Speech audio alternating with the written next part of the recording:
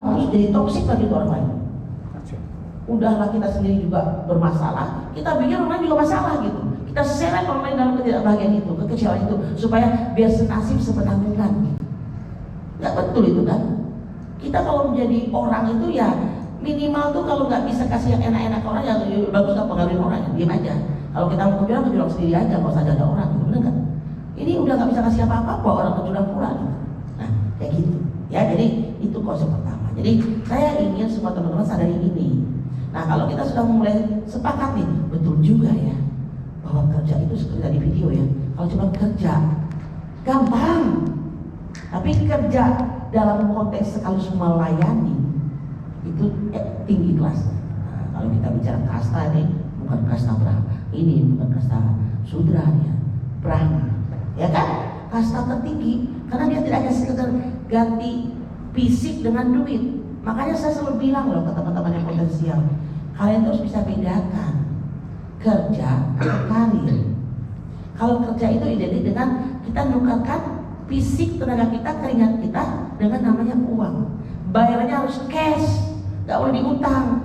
Makanya kita selalu ngedumel kan, kalau kita merasa lebih capek, kok bayarnya segini. Nah, itu kita sama dengan tukang beton kalau di Medan, dan saya pernah Medan. Apa kan ya?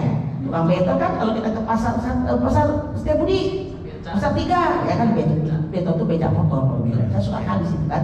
Nah, saya minta tambah sedikit aja jalannya, tambah bayarnya. Ya karena memang si becak juga ngajar lebih banyak, ya kan? Mengeluarkan minyak juga lebih banyak, bayar bu. Gak bisa jauh dekat sama rata, gak ada itu. Kenapa? Kita kerja jauh lebih mahal, murah lebih dekat lebih murah, itu jelas. Tapi kalau kita berkarir, bekerja untuk lihat jangka panjang maksudnya, pembayarannya itu gak selalu cash, ngutang banyaknya. Kerjakan dulu yang paling bagus, perlihatkan dulu, tapi dibayar langsung enggak, ditabung. Apa yang kita lakukan terbaik itu disimpan. Nah, suatu saat itu akan dikeluarkan. Makanya kan ada yang suka heran, diam kerja rajin, perform, itu aja. Suatu saat tiba-tiba kok dia naik, orang bingung, kok nggak ada angin atau mana? Nah, dia sudah punya tabungan. Nah, itu kunci itu. Kalau begitu saya kasih kuncinya. Saya lakukan itu setelah itu. Kerja aja terbaik yang kita bisa. Gak usah sibuk dengan urusan itu. Nanti tabungan itu akan ngumpul dia. Nah, ketika diperlukan oleh organisasi, ditanya kepada para leadernya, kepada pemimpinnya, kita perlu level ini nih, kita perlu orang ini. Siapa ya? Oh, si Anu. Nah, langsung si Anu teringat karena kita punya tabungan. Nah, kebayang nggak kalau kita jadi pekerja yang punya tabungan, bayar cash money habis sesuai keringat. Ketika dicari siapa yang terbaik untuk ini ya, nggak ada di data itu saya. Ya karena apa? Semua isinya adalah pekerja yang nggak punya tabungan. Karena dibayarnya dengan keringat langsung habis. Itulah bedanya seorang pekerja dengan seorang pekarir. Kerja itu fisik begitu. Tapi kalau karir itu adalah bekerja tidak hanya mengejar dengan fisik, tapi ada hal-hal yang kita kembangkan. Terkadang kita harus lelah di awal, karena kita harus improve diri dulu. Kita harus bikin modal dulu untuk bisa bagus ke depan itu. Kadang-kadang kita korbannya banyak. Isi dulu, cas dulu itu dengan maksimal. Di booster dulu. Kalau perlu dibentur-bentur kayak seperti karang di laut gitu ya. Kalau menjadi mutiara, menjadi karang rebus, tinggal pilihan juga. Kalau menjadi mutiara, diasah dulu, dibenturin dulu, kadang-kadang dibakar dulu supaya mahal. Kalau sama harga mutiara dengan kerang, semua orang juga akan jadi kerang. Gampang, enak, tinggal ambil, rebus, makan, mantap. Benar nggak?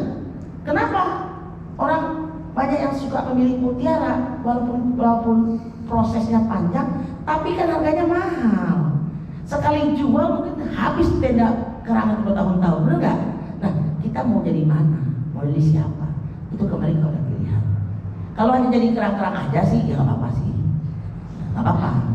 Kalau hanya jadi ayam-ayam yang siap digoreng, siap disayur, kapan pun bisa disembelih, nggak tahu nasibnya kapan gitu ya, pokoknya nanti besok pun bisa gitu, ya apa juga. Kita mau jadi siapa? Mau jadi ayam sayur atau ayam jagung? Ayam jagoan, ayam aduan. Kalau ayam aduan lihat, mana mau pemiliknya untuk disembelih? Bisa nangis dia, ayam aduan dia apa-apain, dipelihara, digelus-gelus, makanya pakai kasta. Pasti ayam aduan makanya bagus, jagungnya gede-gede, ya kan? Kalau ayam sayur, terserah lu mau makan apa enggak, cari sendiri. bentar lagi juga lu sepi. Ya karena memang rendah nilainya. Cuma berapa sih harga ayam, satu ayam? Tapi kalau sudah jadi ayam aduan, waduh, bisa kaya pemiliknya. Nah, kembali ke kita masing-masing. Mau jadi mutiara, mau jadi ayam aduan, atau jadi ayam sayur, atau mau jadi kerang, terserah. Itu bentukan nasib masing-masing. Nah, tapi kalau sudah milih, ya harus kerjakan sesuai masing-masing, nggak apa-apa.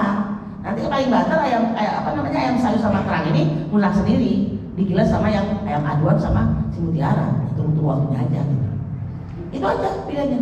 Tapi kalau mau kita semangatnya adalah sebagai ayam aduan dan sebagai mutiara, ya harus jadi petarung, harus maksimal, gaspol kita, semaksimal yang kita mampu. Kita nggak disuruh untuk yang kita nggak mampu ya, semaksimal yang kita mampu. Nah itu kunci menyemangati diri sendiri sih maksud saya juga. Makanya saya tularkan ke teman-teman. Cara saya begitu.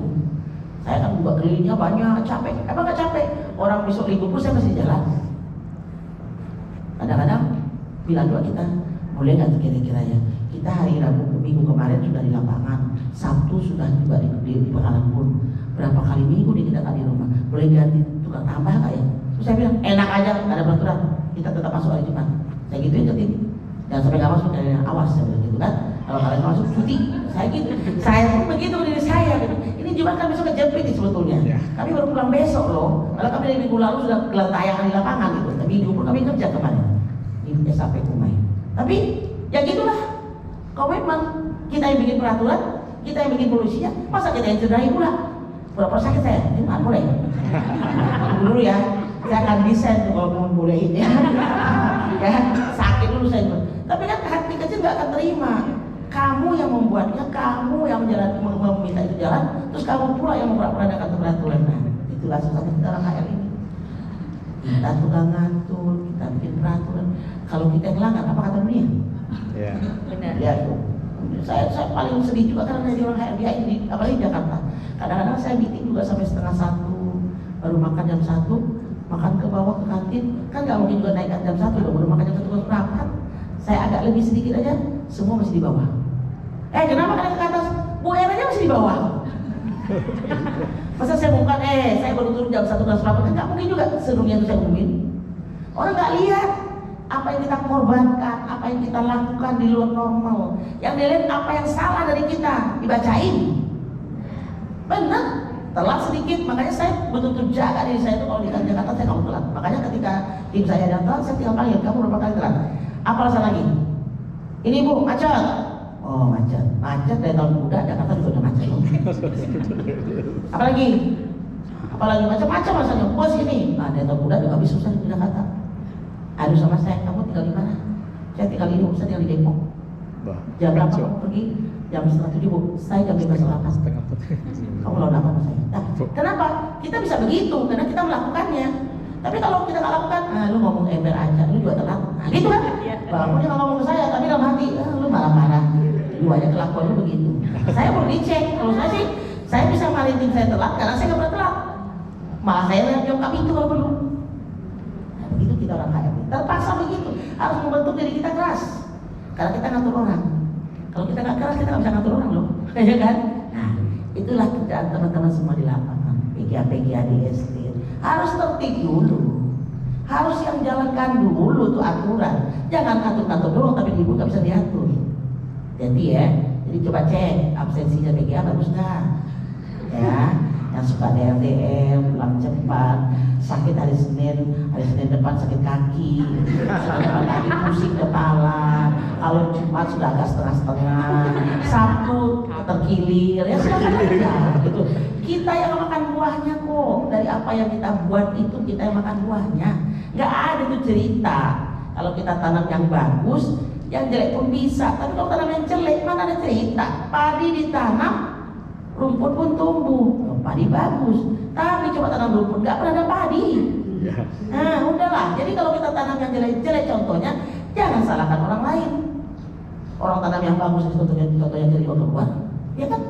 Makanya kita harus berusaha untuk selalu kita kasih contoh yang betul. Kasih contoh yang betul aja banyak misleknya kok, ya kan? Apalagi kasih contoh yang jelek. Itu ya. Itu teman-teman semua. Jadi itulah mulai ceritanya, gitu ya, bahwa kita harus sadar dulu nih diri kita ini ada di mana. Nah, Kalau kita kan cerita aja sih, kalau saya cerita, saya cuma mendongeng.